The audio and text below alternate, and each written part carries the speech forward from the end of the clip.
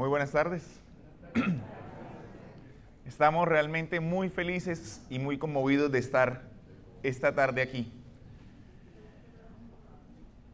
celebrando este aniversario número 30 de la Casa de Estudios Espíritas Juana de Ángelis aquí en Cartagena, y con la tarea que nos incumbe de la conferencia de hoy.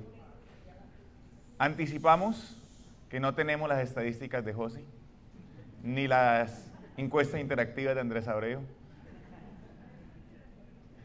que realmente han hecho un trabajo increíble y magistral, al igual que lo han hecho todas las personas que nos antecedieron, tanto ayer como hoy, Ubaldo, John, Víctor, Jorge, que estuvieron aquí hablando todos, y realmente confiamos en la misericordia de ustedes y en la asistencia de Dios. Pido para todas las personas y para el Centro Espírita un fuerte abrazo y un fuerte aplauso, por favor.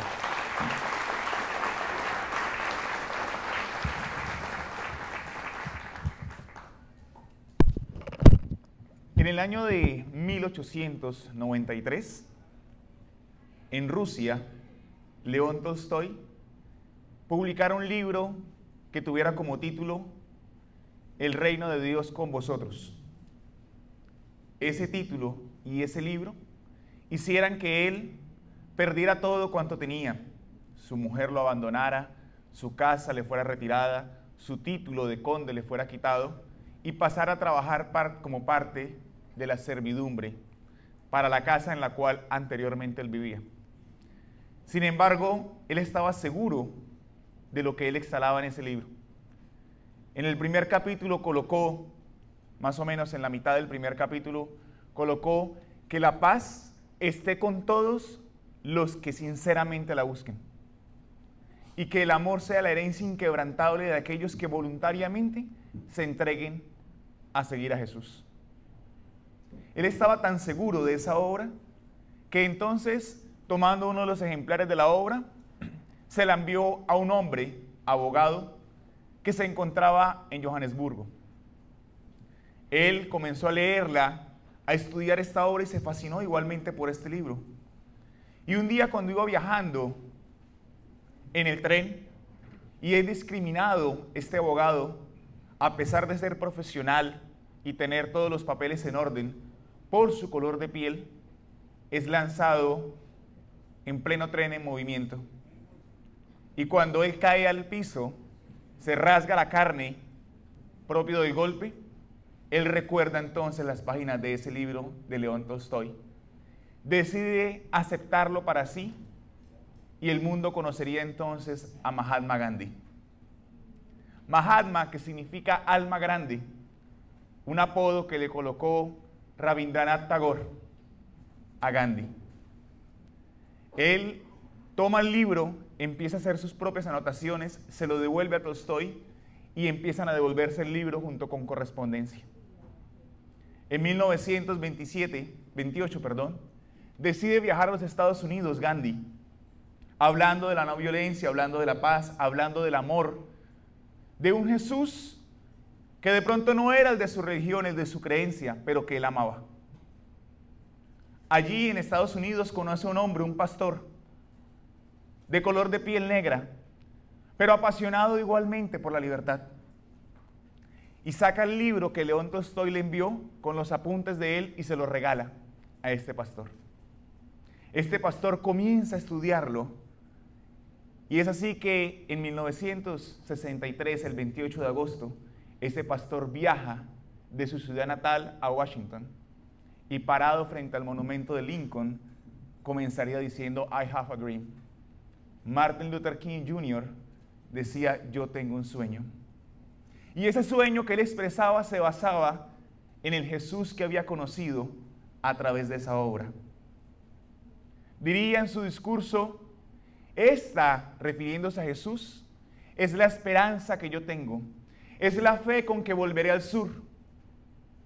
La fe y la esperanza de que un día, aún en la montaña de la desesperanza, clavaremos una piedra de esperanza y que un día nuestra nación, los Estados Unidos, decía él, se abrazarán negros y blancos en hermandad como una sinfonía. Lo que Luther King, Gandhi y Tolstoy pudieron comprender en esa obra es que esa sinfonía de hermandad ya había sido cantada hace más de 2000 años. Por un ser incomparable como Jesús. Ellos comprendieron entonces que el amor que Luther King proponía para Estados Unidos, Jesús lo proponía para el mundo entero. Nadie entonces como Cristo. Muchos decidieron seguirle y siguiéndole transformaron sus vidas. Muchos lo rechazaron, como muchos de los que estamos aquí hoy. Que le rechazamos en el ayer y estamos hoy aquí para aceptarle finalmente, con el compromiso de hacerlo. Pero ya fuera que lo rechazaran o lo aceptaran, nadie lograba ignorar a Jesús. Jesús estaba para el rico, para el cobrador de impuestos, como nos enseñó Andrés ahora, Mateo. Pero también estaba para el leproso. Estaba para el que tenía el poder temporal religioso, pero también estaba para el enfermo, el necesitado, el pescador aparentemente ignorante. Estaba para la meretriz, pero también estaba para el discípulo de Gamaliel. Por eso, en la tarde de hoy, buscaremos enmarcar dos seres extraordinarios, difíciles de enmarcar con palabras y en el tiempo, pero que sin lugar a duda han sido ejemplos de transformación para todos a lo largo de la historia. Dos seres tan diferentes el uno del otro, pero unidos por un solo ser, que es el mismo que nos convoca a nosotros aquí hoy, Jesús. Este Jesús que desciende de la cruz para hermanarse con todos nosotros, para cumplir la promesa que nos hizo cuando dijo que estaría con todos nosotros hasta el fin de los juegos. No el Cristo crucificado inalcanzable, sino el Cristo amigo. El Cristo que ayuda a nuestra propia renovación, no haciéndolo por nosotros, mas enseñándonos el camino, o como Andrés denominara, el mapa para encontrarle. Dos seres tan paradoxales el uno del otro, como lo era María de Magdala y Pablo de Tarso. Dos seres tan opuestos entre sí, que a pesar de que vivieron en momentos diferentes de la historia, nos atrevemos a asegurar que si hubiesen vivido en el mismo momento exacto, históricamente o cronológicamente hablando, quizá no se hubiesen cruzado nunca. Ella, por su parte, desde su niñez fue muy solitaria. En la pequeña choza donde vivía, siempre quería crecer, alcanzar más. Y esto la llevó por un camino erróneo. Se entregó al placer, como las páginas de la historia nos muestran. Pero lo cierto es que las páginas de la historia nos muestran a la equivocada y sus equivocaciones, pero no al ser que como todos se equivocó, como nosotros también lo hacemos. Ella sufría día a día del miedo porque sabía que se estaba equivocando. Vivía con miedo a ser lapidada como la ley exigía. Y es por esa razón que ella constituyó su hogar en un palacio de placer y de derroche. Con el fin último de poderse proteger a sí misma, se rodeaba y se codeaba con los más importantes de aquella época porque no recibía a cualquier cliente.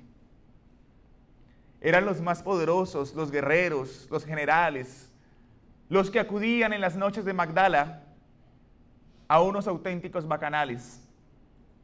Pero ella lo hacía con el ánimo de sentirse resguardada de que no iba a ser lapidada. En su corazón, su ambición más profunda era poder llegar a unirse con uno de estos hombres poderosos que la sacaran de Magdala y la llevaran a Roma, en donde ella podía huir de la posible lapidación. Vemos un concepto muy diferente de esta mujer, que venía de la soledad, de las equivocaciones, pero que también creía en lo profundo de su ser que su destino estaba ya marcado, que no podría cambiar, que no podría transformarse y mucho menos renovarse. Hasta aquella noche tan especial, cuando un leproso que ella había ayudado, ahora curado de la lepra, llega hasta su hogar y le dice: María, como nos explica el espíritu de Humberto de Campos, María, Él aguarda por ti. Y Él no solamente cura la lepra del cuerpo, mas principalmente viene para curar la lepra del alma. Así es que vamos, porque Él no duerme 2 noches en la misma casa. Y cuando la barca que atraviesa el Genesaret se enclava en la arena y ella desciende a la casa de Simón Pedro, en donde se encontraba Jesús, ella entra y por primera vez en su existencia logra ver un hombre de manera diferente.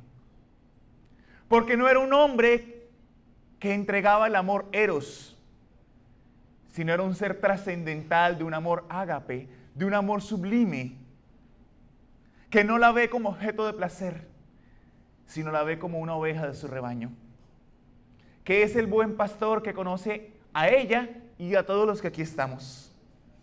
Ayer cuando José Ángel decía, es que Jesús nos conoce a todos, a mí me pasó un corrientazo, al pensar que Jesús podría realmente conocerme como la conocía ella. Y ella entonces ahora, comprendiendo frente a quién estaba, cae de rodillas llorando y le dice: Señor, dime lo que tú quieres que yo haga, que yo lo haré. Era la oveja que automáticamente aceptaba al pastor. El magnetismo de Jesús era irresistible y el deseo de transformación en ella, aunque fuera aparentemente diminuto, ahora desabrochaba como una flor. Quiero que ames, María. Quiero que ames a tus hijos, a pesar de que ella no tenía hijos. Porque Jesús se refería a todos, a tus hijos, a las madres que no tienen hijos, a los hijos que no tienen madres. Quiero que los ames a todos, María. Ella sale de allí con algo que Jesús nos está haciendo hoy aquí en este auditorio. Y es la invitación a transformarnos moralmente. Cuando ella se levanta y se dirige nuevamente a la barca para volver a Magdala, aún retumba en su cabeza y en su corazón: quiero que ames a todos. Era la invitación que Jesús finalmente había cantado para ella. Un ser totalmente equivocado en las páginas de la historia, pero con deseos de transformación, muy diferente al rabino, conocedor de la ley, muy diferente a aquel hombre que había nacido con todos los privilegios. Él ambicionaba dirigir el rabinato, la cámara más alta a la que él podía aspirar, conocedor de diferentes lenguas, porque hablaba griego perfectamente, hablaba romano, hablaba todos los idiomas de la región, y tenía el conocimiento teológico que su maestro le estaba enseñando. Incluso había escuchado ya acerca de ese tal Mesías, pero él no lograba comprender cómo el aparente Salvador de Israel aceptó dejarse crucificar en medio de 2 ladrones. Había escuchado acerca de ese hombre, pero no lograba penetrar en los conceptos sublimes de la mente de Cristo.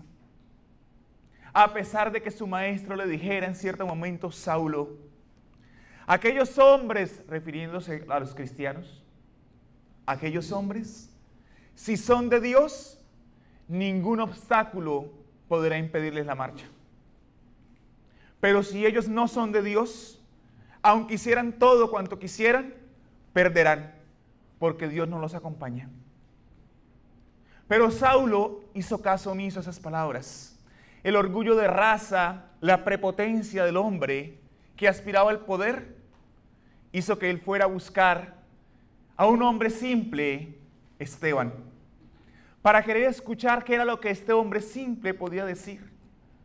Saulo era versado en todo el conocimiento aristotélico, conocía bien el manejo de la palabra, del sofisma. ¿Qué podría decir un hombre tan simple como Esteban de un Mesías que había hecho lo opuesto a lo que el pueblo esperaba? Pero al escuchar a Esteban y darse cuenta que cuando Esteban abría la boca y hablaba de Jesús, de las enseñanzas del Maestro, y decía que estas eran ahora huellas que parecían verdaderas auroras boreales que iluminaban el camino de todos, Pablo se sintió herido en el ego. ¿Y cuántas veces nos pasa eso? Otro nos habla de transformarnos y nos sentimos heridos. ¿Qué va a decirme él o ella de transformarme a mí? Si yo tengo antes que decirle cómo transformarse. ¿Les ha pasado? Y así se sintió Pablo, o Saulo en aquel momento. Lo reta para poder vencerlo en público. Y al darse cuenta que no es capaz, el orgullo, la prepotencia hacen que él decrete la lapidación de Esteban. Cuando finalmente esta lapidación se produce, él podría constatar que la decisión que había tomado se convertiría en tragedia. Porque en los últimos momentos, como nos narra el espíritu de Manuel en el libro Pablo y Esteban, esta obra magistral de la mediunidad de Chico Xavier, en los últimos suspiros, ahora el imponente conocedor de la ley se da cuenta que su prometida Abigail, la mujer a la que él le había entregado su corazón, era a la vez la hermana de su enemigo jurado. Y el odio toma cuenta de su corazón. Sin embargo, Esteban, aún muriendo, aún viendo a aquel que era su verdugo, mira a su hermana y le dice a Abigail: no te preocupes, porque hoy Saulo defiende con fuerza en su corazón a Moisés y la ley. Pero tranquila, porque un día que no está lejos, él defenderá con la misma fuerza a Jesús. Cuánta sabiduría en esas palabras de un hombre moribundo. Pero el orgullo de Saulo es más grande. Abandona a su mujer, la decreta al olvido y ella muere de tristeza. Él entonces, ahora lleno de orgullo y de culpa por la circunstancia vivida con Abigail, decreta la matanza de aquellos que no piensan en conforme a la ley. Decreta la cárcel para Simón Pedro y sale en dirección a Damasco. Sin embargo, como todos ya conocemos, cuando llega a las puertas de Damasco, una luz más brillante que la claridad del sol cega su caballo y él cae al piso. Los escoltas, los compañeros que vivan con él, no logran percibir nada, pero él entonces, en medio de esa luz, ve una figura majestuosa que le dice: Saulo, ¿por qué me persigues? ¿Quién sois vos? ¿Quién sois vos, maestro? ¿Quién eres? Yo soy Jesús, aquel a quien persigues, Saulo. Y automáticamente, a similitud de María, de Magdala, él se postra ante el Señor. Dime qué quieres que haga y yo lo haré. Ve a Damasco y allá te será dicho lo que debes hacer. Así como María de Magdala había recibido la invitación en esa pequeña casa a la orilla de la playa, ahora Saulo, en las puertas de la imponente Damasco, recibía la misma invitación que María de Magdala, y es la invitación a seguir a Cristo. ¿Cuántos de nosotros somos como María de Magdala? ¿Cuántos de nosotros somos como Saulo de Tarso, dominados por nuestro orgullo, por nuestra prepotencia, porque todo debe hacerse como nosotros consideramos, o por nuestras equivocaciones? Pero lo cierto es que la invitación de Jesús que hiciera a María de Magdala y a Pablo de Tarso está también abierta para ustedes y para mí, para todos, y es la invitación a seguir a Jesús. Si hoy nos encontramos aquí, es porque queremos aceptar esa invitación, y es la invitación a tomar nuestra propia cruz, la cruz de nuestras imperfecciones, que en algunos, me coloco de primero en la lista, es una cruz bastante grande, ¿cierto? En otros, como en Hugo, es una cruz más pequeña. De plomo, pequeña pero de plomo. Listo. A tomar la cruz de nuestra propia imperfección. ¿Y cuánto cuesta eso? Porque cuando finalmente decidimos cargar nuestra propia cruz, viene el primer obstáculo psicológico, la culpa. Se acepta el error y llega la culpa a nuestro ser. ¿Cómo pude haber hecho eso? ¿Cómo pude orar de esa manera? ¿Cómo pude equivocarme? Y nos dicen los espíritus que la culpa es altamente nociva. Porque es un fuego que nos consume por dentro. Aquí nos vemos todos, nos reímos, pero nadie sabe la culpa con que cada uno carga, ¿cierto? Los propios errores allí que cada uno de nosotros tenemos y las luchas que hacemos internamente. Por eso sabiamente Kardec diría que se reconoce al verdadero espírita por su transformación moral, pero también ¿por qué? Como nos dijo John ayer, los esfuerzos por dominar las malas inclinaciones. Dice Andrés Luis que el sentimiento de culpa es siempre un ¿qué? Un colapso de la conciencia.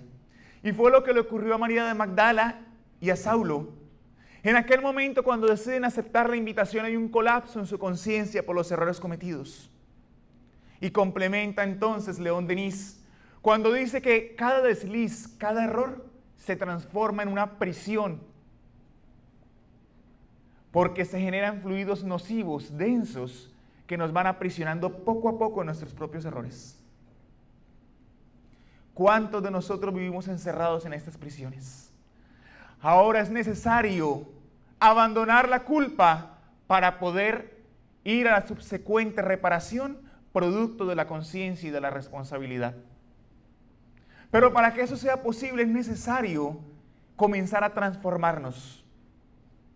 Como la oruga, que no puede ser mariposa si no entra la crisálida, igualmente Saulo debió entrar a la crisálida de la ceguera física como somatización de la ceguera moral, espiritual, para poder comenzar su proceso de transformación. Por su parte, María de Magdala retorna y en la mañana siguiente, por las ventanas de su palacio comienza a arrojar sus pertenencias, las joyas, libera a los esclavos y sale por la puerta principal de su palacio solamente con el vestido que llevaba puesto y un perfume de nardo. Todos la tildaron de loca y diciendo que en pocos días volvería para prostituirse.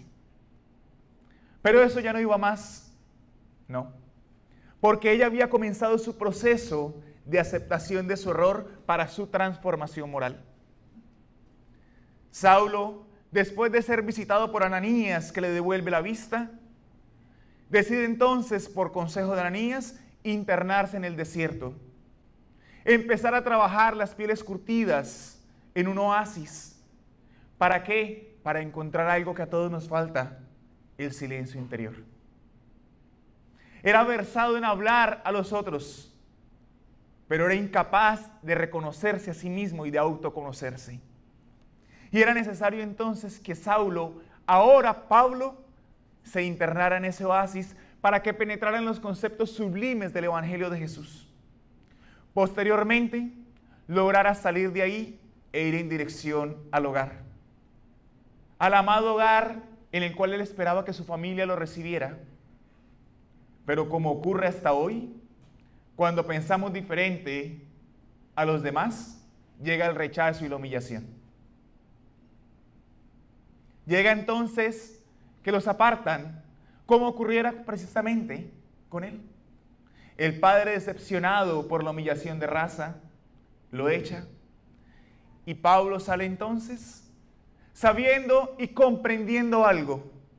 Y es que la enseñanza de Jesús no era solamente para unos, sino era para todos.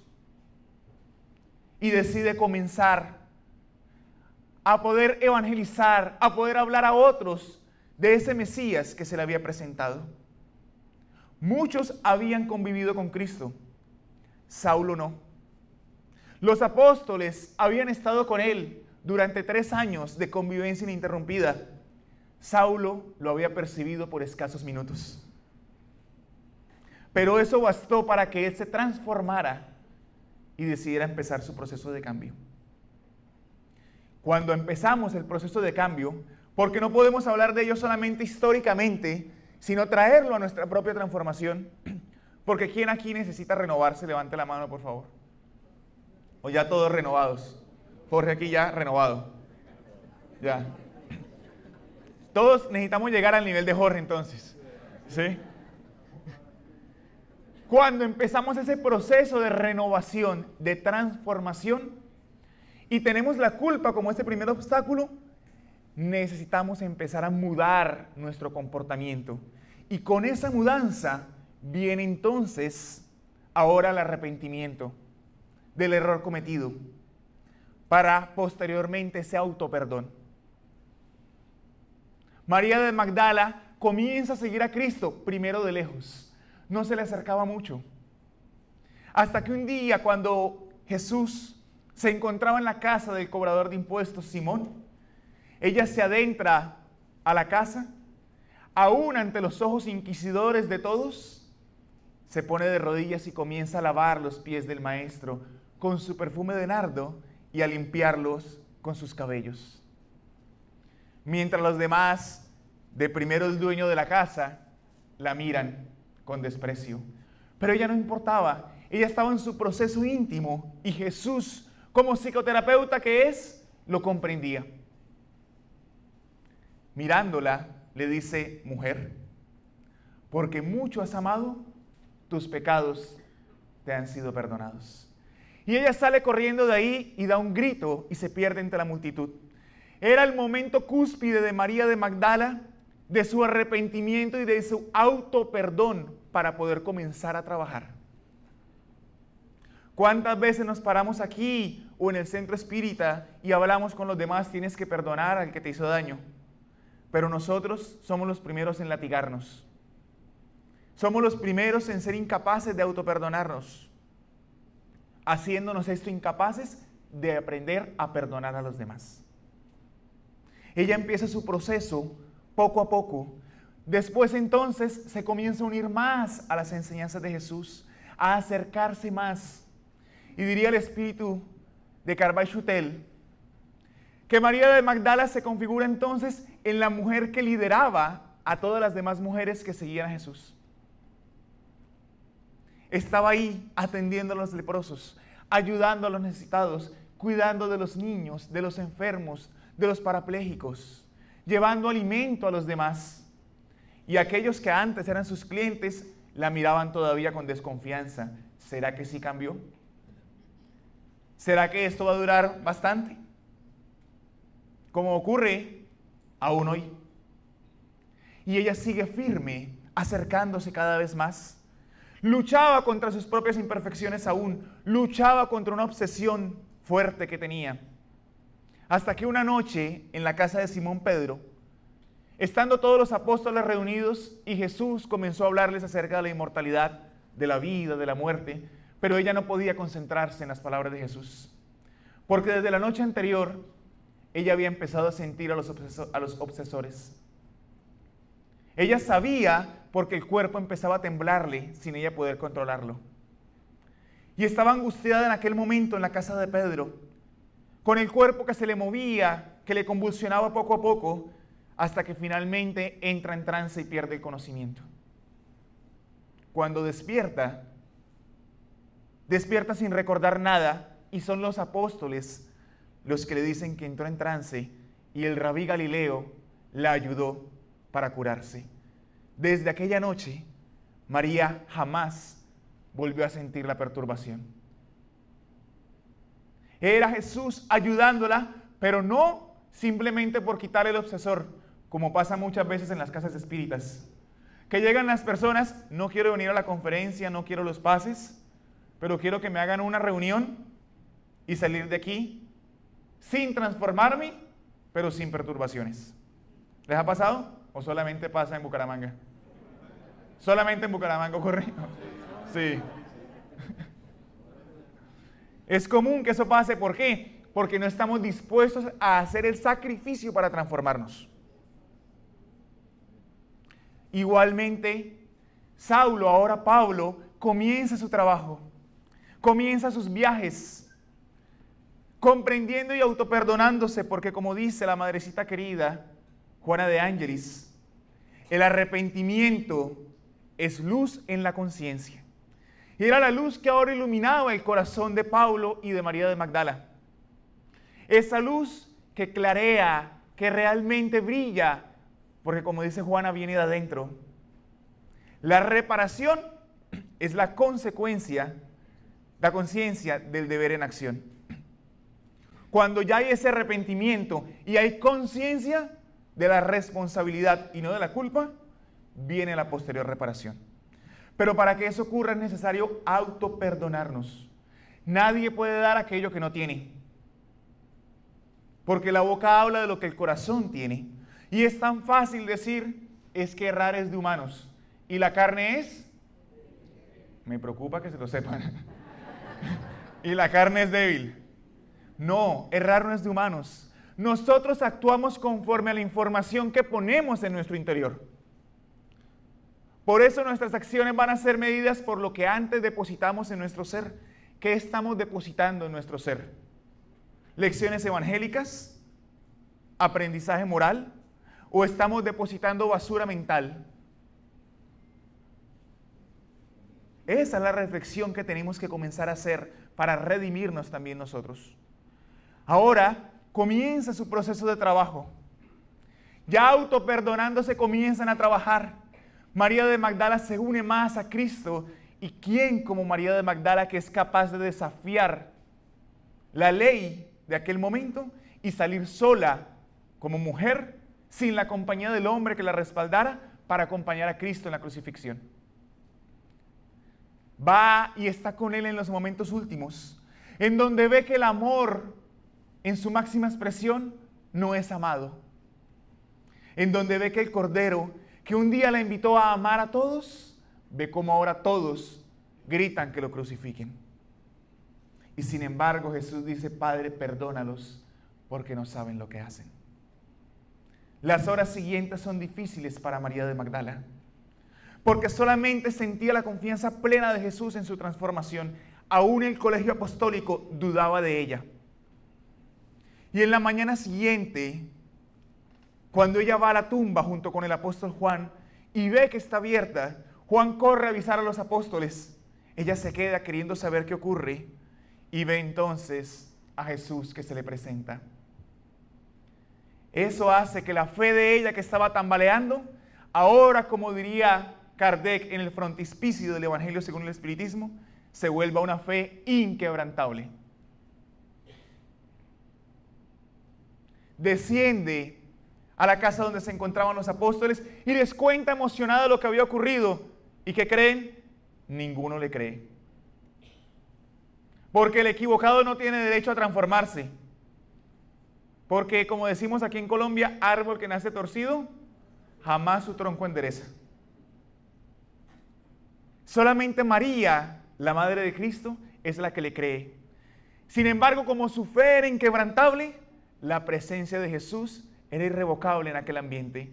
Y allí llega para mostrarle a los apóstoles que María decía la verdad, que sí lo había visto y que Él continuaba con ellos como había prometido. Ella decide continuar trabajando. Pedro se va para el camino de Job. Los demás apóstoles se desgregan y ella queda sola nuevamente como en su infancia. La aparente familia que había encontrado en el colegio apostólico se disuelve para ella. Y entonces en aquella playa se familiariza con un grupo de leprosos que venía desde lejos en busca de Cristo, que ya no estaba más en la tierra encarnado, pero continuaba con todos. Y encuentran ellos su familia. ¿Por qué? Porque no la juzgan. No le preguntan quién eras tú antes, qué hacías tú antes, a qué te dedicabas, sino háblanos de Jesús. Cuéntanos de su evangelio. Y ella decide internarse en el Valle de los Inmundos con los leprosos. Saulo, por su parte, sigue trabajando, porque el trabajo, como continúa diciendo ahora Juana de Ángelis, el trabajo, producto de esa responsabilidad, que es un logro intelecto-moral, es lo que nos ayuda a poder reformarnos.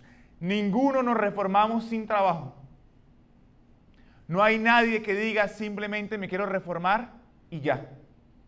Es necesario responsabilizarnos de nuestros errores, como lo hicieron ellos, y transformar nuestra vida. Y concluye diciendo Juana de Ángelis aquí, la responsabilidad es manifestación evidente de la adquisición de conciencia. ¿Cuántos de nosotros aquí somos conscientes del trabajo que tenemos que hacer? ¿Cuántos de nosotros somos conscientes que el espiritismo es una propuesta libertadora de la cual nosotros somos los primeros beneficiados? Y que como propuesta liberadora y educativa, lo que busca es la transformación moral de la criatura humana, no la mediunidad, no la pluralidad de existencias, no, la transformación moral, y todo lo demás vendrá también. Pero no la persona que llega, buenas, vengo por un efecto mediúmnico, vengo para saber quién fui la vida pasada y de pronto si me dicen en quién voy a reencarnar en la próxima. No, sino la transformación real. Y Pablo, entendiendo eso, comienza su proceso de trabajo. Sus viajes se hacen más extensos. Llega hasta Corinto, a la imponente Atenas. Habla a todos de Jesús, aunque muchos no lo escuchan, como él antes no escuchaba. Y finalmente sus viajes lo llevan a Roma. Cuando llega a Roma, a hablar de Jesús en las catacumbas, el hijo de Agripina, Nerón, que se encontraba al poder, cobarde y desquiciado, asustado por el movimiento cristiano que crecía, decreta entonces la prisión y muerte de Pablo y de Pedro. Son perseguidos y sorprendidos en una catacumba mientras evangelizaban, mientras oraban, y son llevados a la prisión mamertina para que se prepararan ahora para el momento de su desencarnación que se aproximaba. Necesario se hace que todos tengamos la renuncia que tenían Saulo, Pablo y María de Magdala. Dos seres, como ya dijimos, diferentes, pero que los unía ahora la renuncia de sí mismos en favor de Cristo. Porque María de Magdala, internada en el Valle de los Inmundos, comenzaría a atender a todos hasta que, llegado el día que era inevitable, se contagiara ella también de lepra. Y contagiándose de lepra, seguía mientras su carne se caía a pedazos, atendiendo a los demás. Pero había un leproso en aquel valle especial, porque a pesar de que todos los allí reunidos tenían lepra, todos lo huían a él. Era un pedazo de carne, literalmente, que se descomponía a pedazos. Y todos los demás leprosos lo huían. Y María de Magdala iba y lo ayudaba. Hasta que llegó una tarde y se dio cuenta que ya él se encontraba próximo a desencarnar. Se acercó, comenzó a hablarle de Jesús. Y este leproso, de nombre Arquelao ben David, mira a María de Magdala y le dice: yo quiero hablarte, porque yo no siempre fui leproso. Yo era representante de César y un hombre muy poderoso. Tenía muchas posesiones, terrenos en las Galias, pero también conseguí todo mi dinero a punta de la corrupción. Me entregué a los placeres y me mudé entonces a una región que no sé si conozcas, que se llama Magdala. Y ella reconoció entonces a uno de sus principales clientes, Arquelao ben David. Ella se queda callada, no revela su identidad y comienza a hablarle de Jesús. Y él le narra cómo él entonces iba al palacio de María de Magdala para disfrutar del placer, y cómo él, cuando se enteró que tenía lepra, se llenó de miedo. Dijo que iba a revisar unos terrenos en las Galias para huir. Y María recuerda entonces en su panorama mental el miedo que ella comenzó a sentir cuando Arquelao dejó de ir a su palacio, porque era en él que ella había depositado la fe de que él la llevara a Roma y huir de la lapidación. Pero Jesús tenía otro plan, y ahora se encuentran en este Valle de los Inmundos, y ella lo atiende hasta que él muere en sus brazos. María se da cuenta que ella también está por morir, que ella también está por desencarnar y decide salir del Valle de los Inmundos en dirección a Éfeso para buscar a la Madre de Jesús y a Juan. Pero narra Amelia Rodríguez en el último libro de Divaldo Pereira Franco, Lo Esencial, algo que llamó profundamente nuestra atención.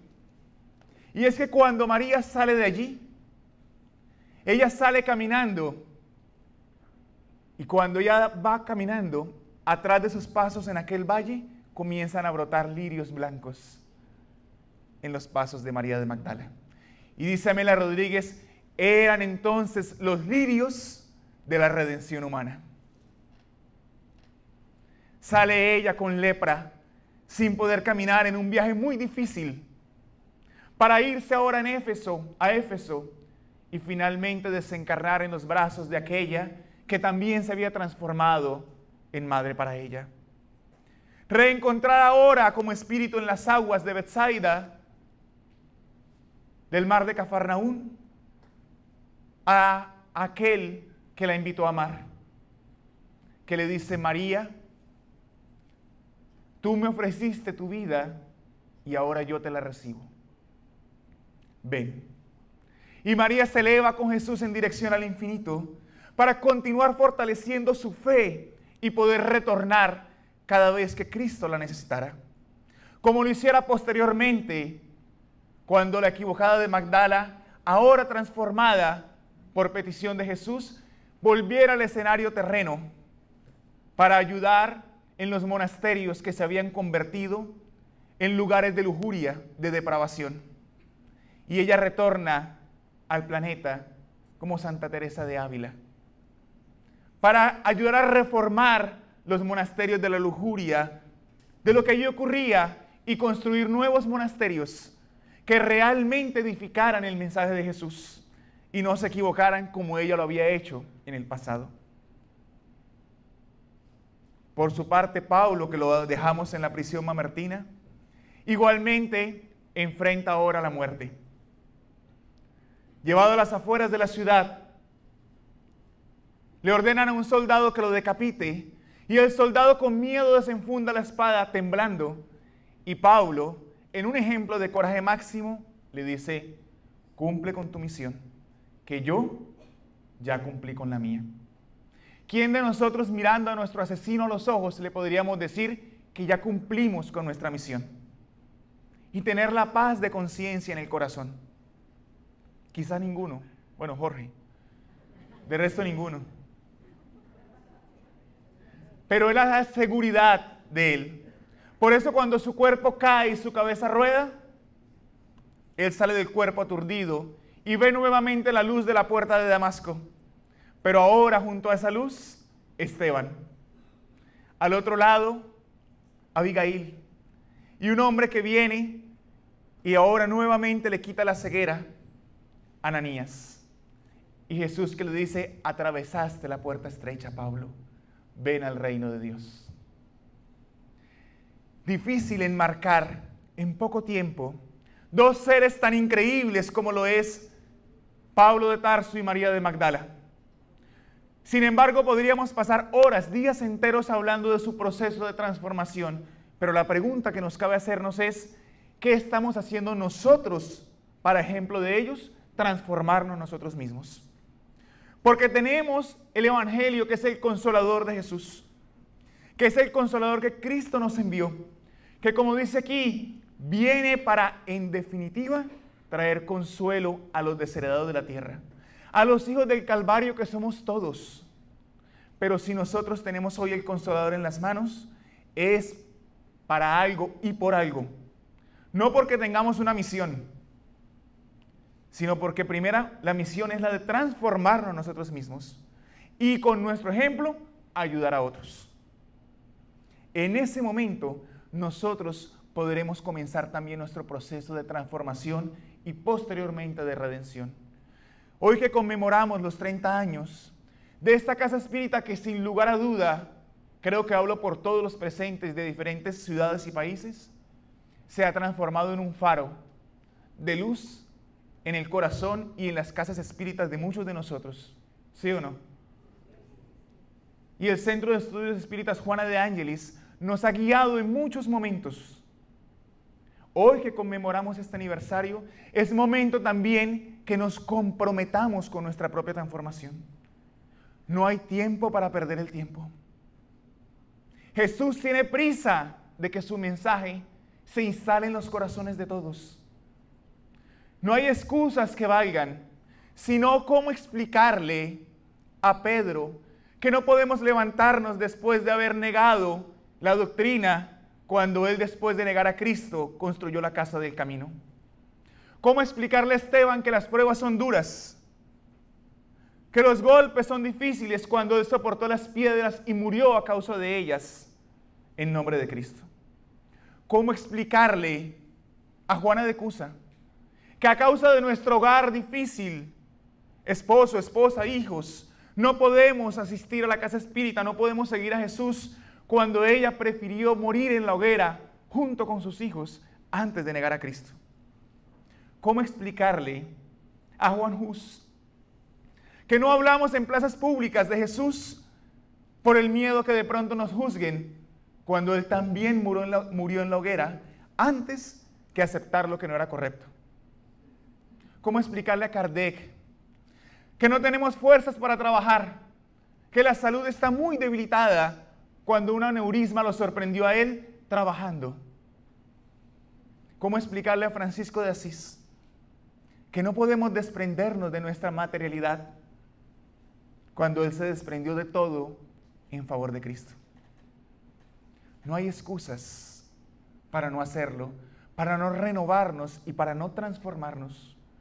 Pero como todavía estamos en la retaguardia carnal y nos falta tanto trabajo y mucho coraje, solamente podemos pedirle a Jesús que nos dé ese coraje, que nos dé esa fuerza.